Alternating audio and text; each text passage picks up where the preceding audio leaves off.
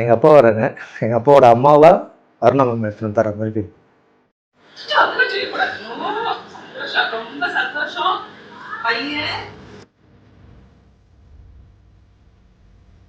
10.5 years வந்து marriage ஆகி குழந்தை எல்லாமே இருந்துச்சு. அதுக்கப்புறமா இங்கே வந்து நம்ம ட்ரீட்மெண்ட் எடுக்க ஆரம்பித்தோம். எங்களுக்கு வந்து ட்ரீட்மெண்ட்டுன்னு மொத்தமாக போனது பார்த்தீங்கன்னா 1 இயர் 13 மந்த்ஸ் இருக்கும். இதுக்கு இங்கே வரத்துக்கு முன்னாடியே வந்து நிறைய இடத்துல நாங்கள் ட்ரை பண்ணியிருக்கோம். அப்படியே நாங்கள் ட்ரை பண்ணுறப்போ கூட பார்த்தீங்கன்னா எங்களுக்கான வந்து பாசிட்டிவ்ன்றது கிடைக்கல. அதாவது நம்ம என்ன சொல்லுவோம் டெஸ்டிங் கிட்டுன்னு சொல்லுவோம். அந்த டெஸ்டிங் கிட்டில் நாங்கள் 2 கோடு பார்த்ததே கிடையாது.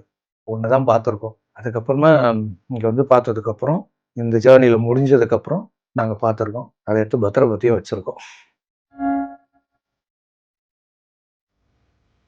கல்யாணம் ஆகி 13 வருஷம் ஆகுது. எங்களோட நாங்கள் தங்கியிருந்த ஹவுஸ் ஓனருக்கே வந்து பார்த்தீங்கன்னா அவங்களுக்கு குழந்தை இல்லை. ஸோ அவங்களும் வந்து இந்த மாதிரி இருக்குது, நீங்கள் வந்து அங்கே போய் ட்ரை பண்ணி பாருங்கள்.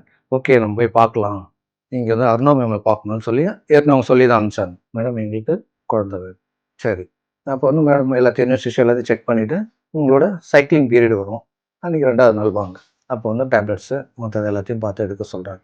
எடுக்க சொல்கிறப்ப அந்த டைம் வந்து ஸோ இன்னொரு ப்ராப்ளம் இவங்களோட ஹெல்த் இஷ்யூலாம் வந்துச்சு.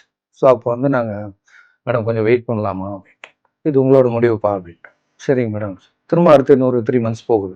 ஸோ ஃபஸ்ட் நாங்கள் எடுக்கிறப்போ அது ஒரு ஃபெயிலியர்ஸ் அட்டன் பண்ணோம். ஒரு 2 மந்த்ஸ் திரும்ப கேப் கொடுத்தாங்க. ஒரு சர்ஜரி முடிக்க சொன்னாங்க.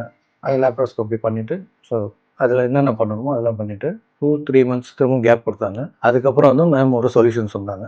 அந்த சொல்யூஷனை ஃபாலோ பண்ணோம். ஃபாலோ பண்ணி ஒரு 6 மந்த்ஸ்க்கு அப்புறம் திரும்ப எங்களுக்கு கன்ஃபர்மேஷன் ஆகுது. அதுக்கப்புறமா இது எல்லாத்தையும் அதுக்கப்புறம் வந்து என்னென்ன சொல்கிறாங்களோ அது எல்லாத்தையுமே ஃபாலோ பண்ணிட்டு வந்தோம். இப்போ எங்கள் கையில் ஒரு குழந்தை இருக்கு.